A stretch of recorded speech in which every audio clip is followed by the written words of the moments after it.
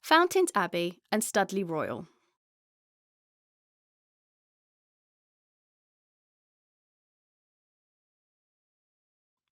A Georgian garden designed to delight, grown from the ruins of a once great monastic landscape.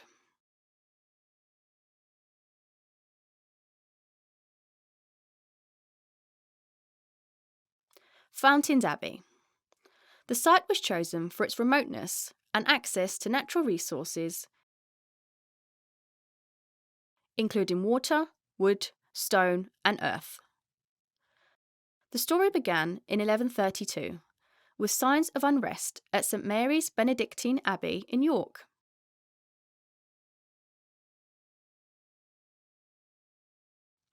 A group of devout monks wanted to return to the simple teachings of St Benedict.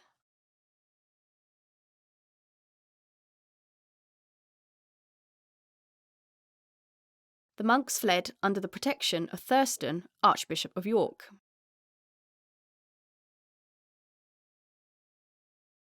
The Archbishop granted land in the valley of the River of Skell, and with help of the Abbot of Clairvaux in France, the monks settled in this remote location to devote their lives to prayer and meditation, establishing a new Cistercian abbey, living now as true Benedictines. Saint Benedict's model for monastic life was the family, with the abbot as father and all the monks as brothers. The rule organised the monastic day into regular periods of communal and private prayer, sleep, spiritual reading, and manual labour.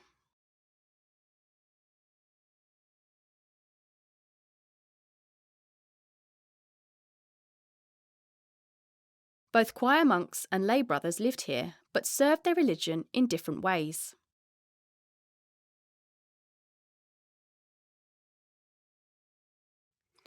The daily life of a monk followed the strict routine of prayer, whereas the lay brothers served God with their labour.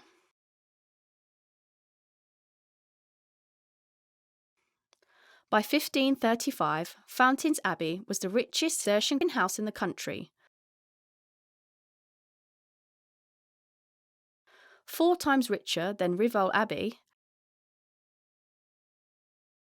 profiting from both the wool trade and the religious blessings.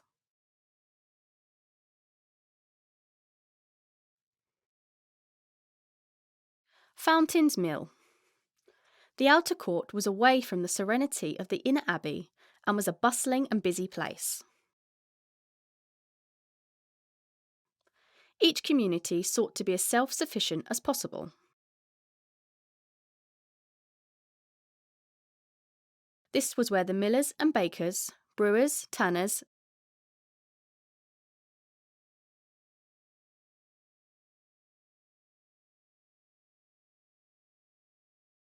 smiths, spinners, and weavers worked.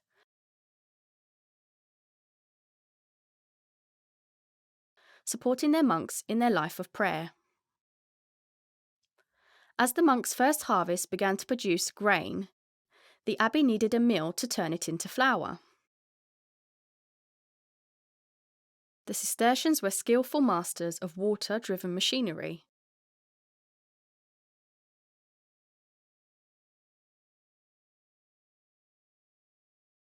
And the first mill was built and working in just a few years after the monks arrived.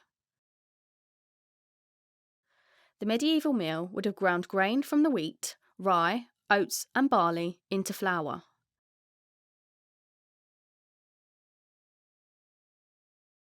Loaves made from the flour fed the whole community, from the abbot and monks to the lay brothers and visitors to the poor and the sick.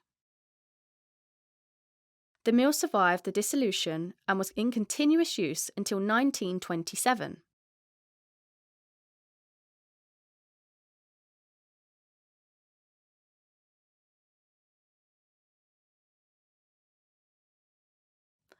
As well as being a corn mill, it has also been a sawmill, stonemason's workshop, dairy, and an electricity generating station. It is still capable of creating electricity today and is the only surviving Cistercian corn mill in Britain.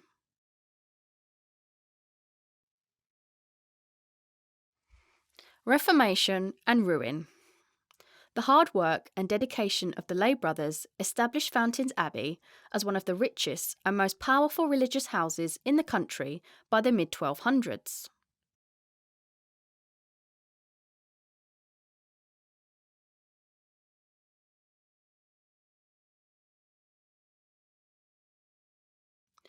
All this changed when Henry VIII broke away from the Catholic Church, beginning the dissolution of the monasteries.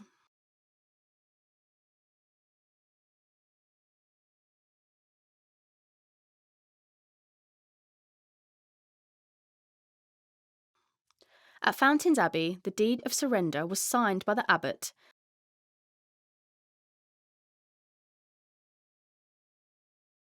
and the 30 remaining monks in the chapter house in November 1539, ending over 400 years of worship at the abbey. In 1540, wealthy London merchant Richard Gresham purchased the estate for £11,000.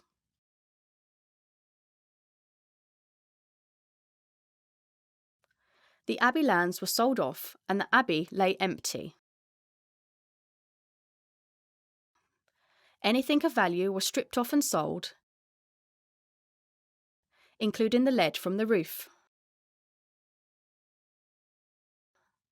Some of its stone was later reused to build elsewhere, including, most probably, Fountains Hall. Fountains Abbey, the Folly, Studley Royal Water Garden. After almost 200 years of laying empty, the abbey ruins gained a new lease of life as a romantic folly.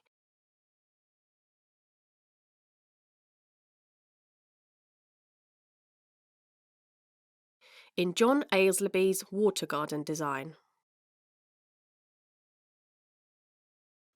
The view of Fountains Abbey was borrowed by John in his new garden, whilst his son William later negotiated the purchase of the abbey's ruins, succeeding in combining the Fountains Abbey and Studley Royal estates.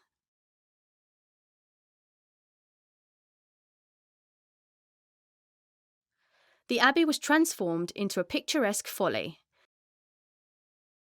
and became a visitor attraction both as part of the designed landscape and then as an attraction in its own right. The garden was for a house that is sadly no longer here. The Aylesbury's residence was at Studley Royal House, situated in the Deer Park until it burned down in 1946. It was built on the site of an earlier house, which had been the home of the Mallory family. We know that it was remodelled in the early 18th century and again in the 19th century. Recent excavations on part of the site have revealed pieces of the decorative stucco scheme which survived the fire.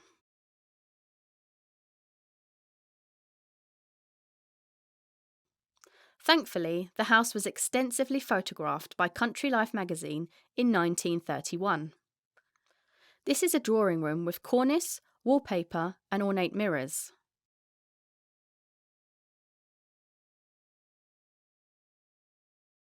These photos reveal a glimpse into the stunning interiors lost from this beautiful home.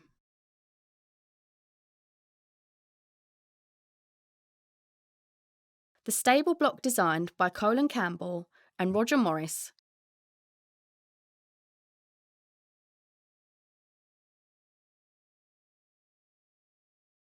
fashionable architects of the day, remains adjacent to where the house once sat. It has been converted into a house and is now privately owned.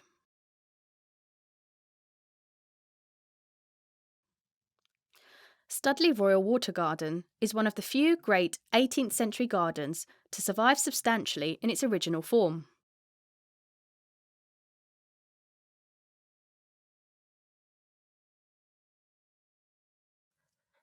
Aylesbury centred his design celebrating the natural landscape, rather than imposing his garden on it.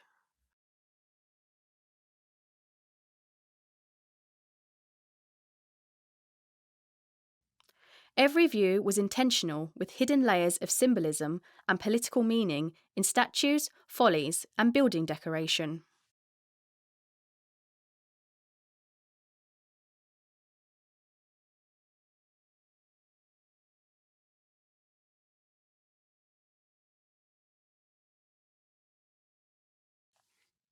Starting at Canal Gates, on the way through the gardens, visitors come across the banqueting house,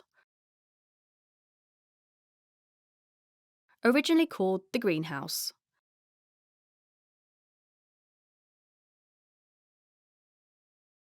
It was probably called the greenhouse because of the green in front of it, rather than for anything that might have grown in it. It is not thought that it ever was used for growing plants. It has been described as a pretty bowling green, but today it is surrounded by a lovely area of wildflowers at its best in spring.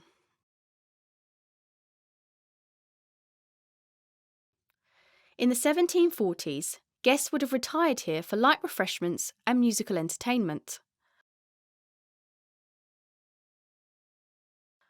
Above the windows, there are faces carved on the keystones.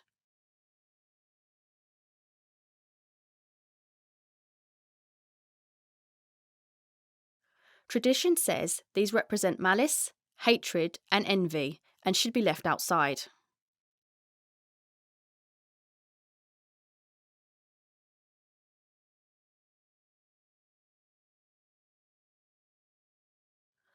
Up on the high ride sits the Octagon Tower,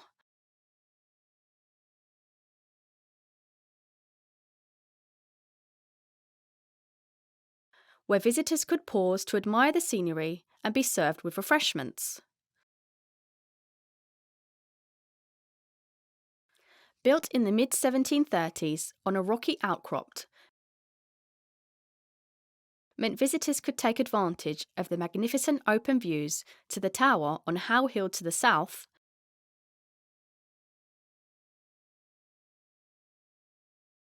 and at one time Studley Royal House in the Deer Park.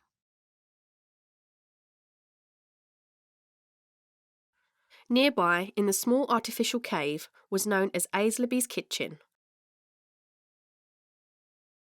where servants could prepare hot food on brick stoves.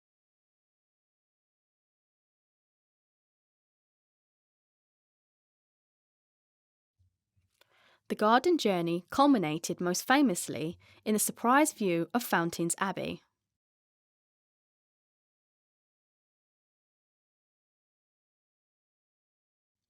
William created this path around 1755, but it was his daughter who, in the 1790s, commissioned the shelter with a sliding door.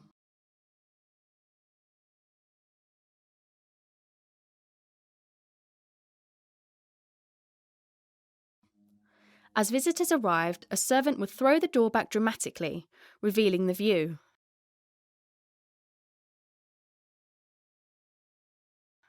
Today, Studley Royal Water Garden remains one of the most spectacular water gardens in England.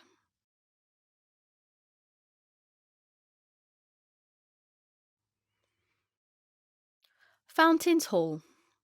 After the dissolution of the monasteries, Fountains Hall was built for Stephen Proctor, new owner of the ruined abbey and surrounding estate. The foundations may be from earlier monastic buildings, such as stabling or accommodation for lower-ranking guests.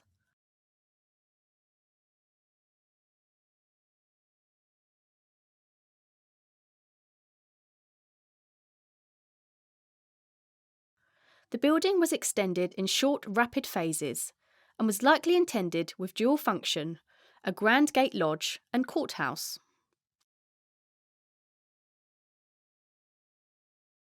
Following the dissolution, the state religions alternated between Catholic and Protestant, one being persecuted by turn, the other in favour.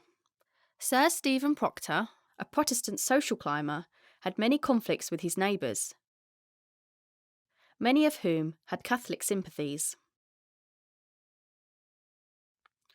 Proctor's fortunes plummeted after 1610.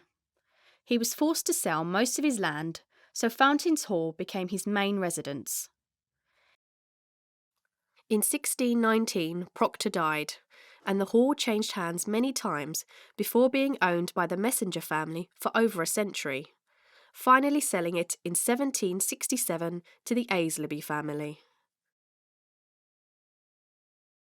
The hall was last privately owned and lived in by the Viner family,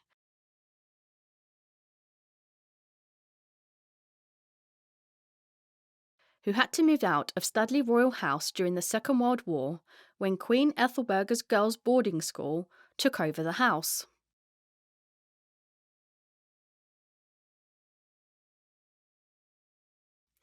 The Viners undertook major alterations to the building between 1926 and 1931. But the war was tragic for the family, as the two elder Viner children, Charles and Elizabeth, both died in the war, aged just 18 and 19. The hall was subsequently sold to the local authority. The hall is used for a variety of functions, including holiday accommodation with some limited public access.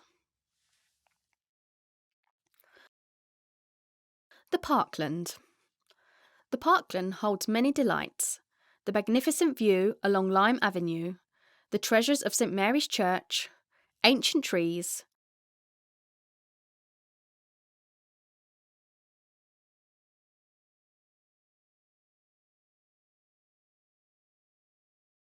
over 300 deer, and many secret places.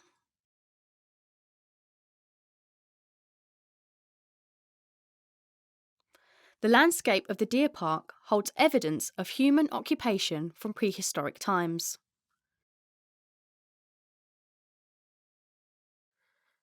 The great avenues have been altered over the years,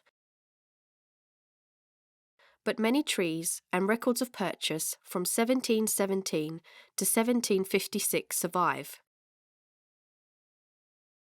which tell us just how much tree planting the Aislebies carried out.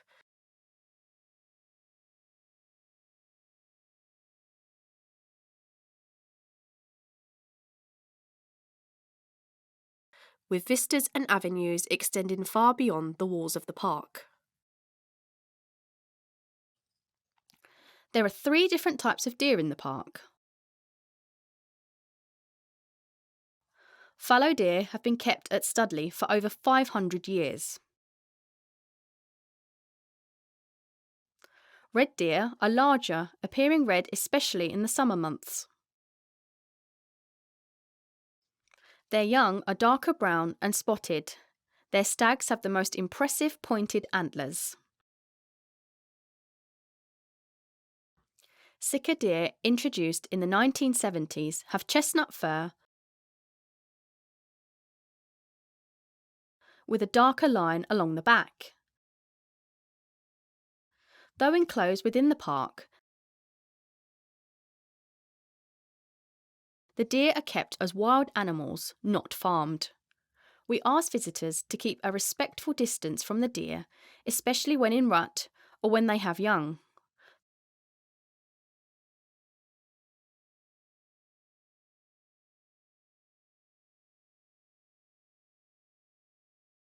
The fawns, fallow deer, and calves, red and sicker deer, are born from May to July, whilst in the autumn the bucks and stags start their rut, fighting for supremacy.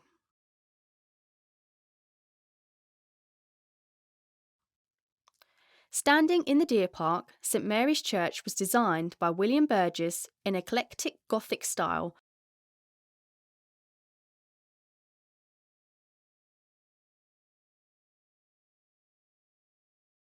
for Lord and Lady Ripon in 1870 and completed in 1878.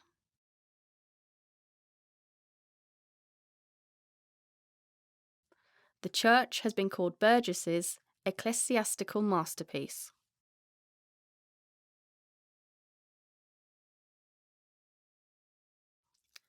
It is an astonishingly inventive design, rich in decorative detail,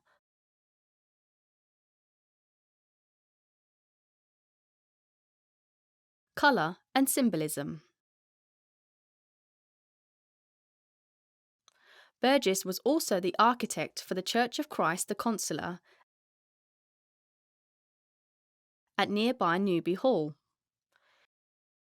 Inside and outside, St Mary reflects the inspiration Burgess found in medieval Gothic buildings.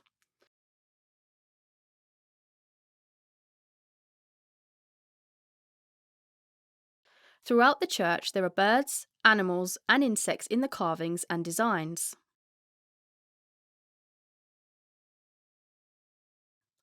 Burgess was especially fond of parrots. Among those perched above the choir stalls, one is fondly depicted scratching its head.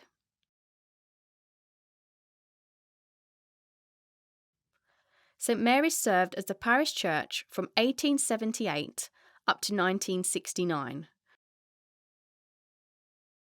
replacing an older church in the nearby village of Aldfield.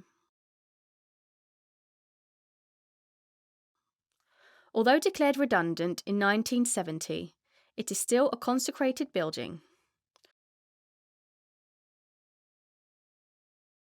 It is now in the care of English Heritage and managed by the National Trust. World Heritage Site. The significance of the Aislabie designed landscape was recognised in 1986 when it became one of the first properties in the UK to be inscribed as a World Heritage Site. The designation states, "The ruins of Fountains Abbey owes its originality and striking beauty to the fact that a humanised landscape was created around the largest medieval ruins in the United Kingdom."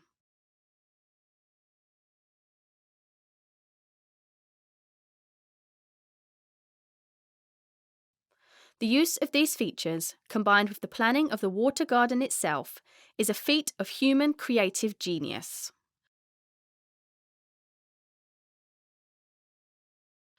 Combining the remains of the richest abbey in England, the Jacobean Fountains Hall, the Burgess miniature neo-Gothic masterpiece of St Mary's, with the water garden and deer park into one harmonious whole,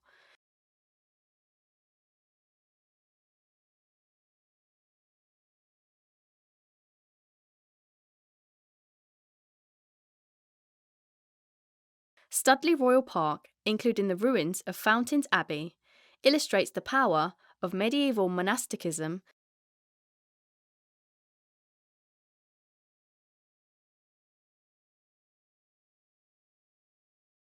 and the taste of wealth of the European upper classes in the 18th century.